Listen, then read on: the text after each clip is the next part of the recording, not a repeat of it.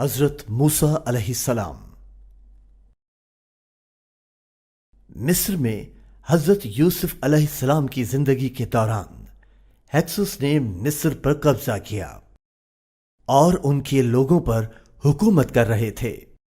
ان کے دور حکومت میں مصر خدا تعالیٰ کی توحید میں بدل گیا، اور ان کی وفات سے قبل انہوں نے اپنے کنبے بنی اسرائیل کو تنہا ایک خدا کی عبادت پر قائم رہنے کا حکم دیا۔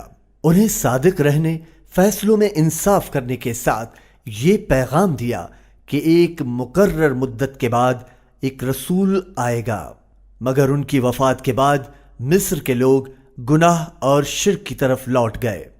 بنی اسرائیل مصری معاشرے میں گھل مل گئے۔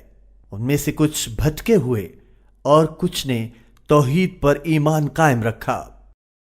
4 صدیاں گزرنے کے بعد بنی اسرائیل کثیر تعداد میں بڑھتے گئے اور انہوں نے بہت سا کام کاج سنبھال لیا اور مصر ملک پر حاکموں کی حمایت کی۔ مصری ان سے نفرت کرتے، لیکن ہیکسوس کے انتقام کے خوف کے باعث وہ اس نفرت کو ظاہر نہ کرتے۔ یہ صورتحال تب تک برقرار رہی کہ جب تک احموس نے مصریوں کو وہاں سے آزاد کروایا۔ بعد ازاں مصر پر ایک طاقتور بادشاہ نے حکومت کی۔ مصریوں نے اس کی پوجا کی۔ جب بادشاہ نے دیکھا کہ بنی اسرائیل تعداد میں بڑھ رہے ہیں، بادشاہ نے کچھ قوانین جاری کیے جن سے بنی اسرائیل غلام بنے رہیں اور کبھی اپنے حق یا انتقام کے لیے آواز نہ اٹھائیں۔ ملک پر حاکم اس حکمران کو فرعون کے نام سے جانا جاتا تھا۔ فرعون نے ایک دن خواب میں دیکھا کہ یروشلم سے مصر میں ایک آگ کا گولہ آن گرا ہے۔ پادریوں نے اس خواب کی ترجمانی یہ بتائی کہ بنی اسرائیل میں سے ایک شخص آئے گا جو اسے اپنے تخت سے اکھاڑ پھینکے گا۔ فرعون نے یہ حکم جاری کیا کہ بنی اسرائیل کے ہر مرد شیرخوار بچے کو ہلاک کیا جائے، لیکن فرعون کے مشیروں نے انہیں سمجھایا کہ یہ فیصلہ بنی اسرائیل کو فنا کر دے گا اور اس افرادی قوت کی کمی کی وجہ سے مصر کمزور ہو جائے گا۔ بہتر ہے کہ وہ 1 سال میں مردوں کو ذبح کریں اور 1 سال چھوڑ دیں۔ فرعون نے اس حل کو بہتر پایا۔ جس سال بچوں کو قتل نہ کیا گیا، ہارون علیہ السلام کی اس سال ولادت ہوئی، اور جس برس قتل کرنے کا حکم تھا اس برس موسیٰ علیہ السلام کی ولادت ہوئی۔ انہیں کی والدہ نے قتل کا اندیشہ محسوس کرتے انہیں دودھ پلایا کہ اتنے میں اس مبارک رات کو خدا کا پیغام آن پہنچا کہ موسیٰ کے لیے ایک چھوٹی سی ٹوکری بنائی جائے اور دودھ پلا کر اس بچے کو اس ٹوکری میں رکھ کے ندی میں اتارا جائے۔ ماں کو جدائی کی تکلیف کے باوجود یہ یقین تھا کہ خدا اس سے زیادہ موسیٰ پر مہربان ہے۔ موسیٰ علیہ السلام کی بہن کو ماں نے کہا کہ اس ٹوکری کے ساتھ ساتھ آگے بڑھتی رہے اور دیکھے کہ یہ کہاں پہنچتی ہے۔ نیل کے پانی نے بمشکل ٹوکری کو چھوا۔ خدا نے نیل کو حکم دیا تھا کہ وہ موسیٰ کو آہستہ سے اٹھائے اور اسے فرعون کے محل میں پہنچا دے۔ اس وقت موسیٰ کی بہن نے واپس آ کر اپنی والدہ کو تمام رودات سنائی۔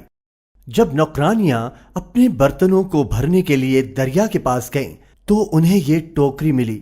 انہوں نے یہ ٹوکری اٹھائی اور فرعون کی بیوی آسیہ کے پاس لے آئی، جو کہ خود بانجھ تھی مگر خواہش اولاد رکھتی تھی۔ آسیہ نے باندھیوں کو ٹوکری کھولنے کا حکم دیا، اور جب اس نے موسیٰ علیہ السلام کو اس ٹوکری کے اندر پایا تو اس کے دل میں محبت کا احساس پیدا ہوا۔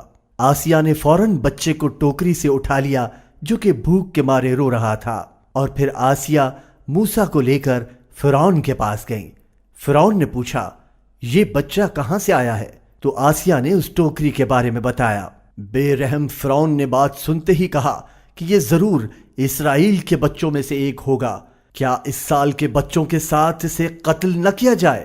آسیہ نے اپنے شوہر کو اپنی بانجھ پن یاد دلائی اور درخواست کی کہ وہ اسے اس کی پرورش کی اجازت دے، اور یوں فرعون نے اجازت دے دی۔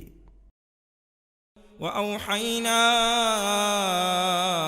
إِلَىٰ أُمِّ مُوسَىٰ أَنْ أَرْضِعِيهِ فإذا خفت عليه فألقيه في اليم ولا تخافي ولا تحزني إنا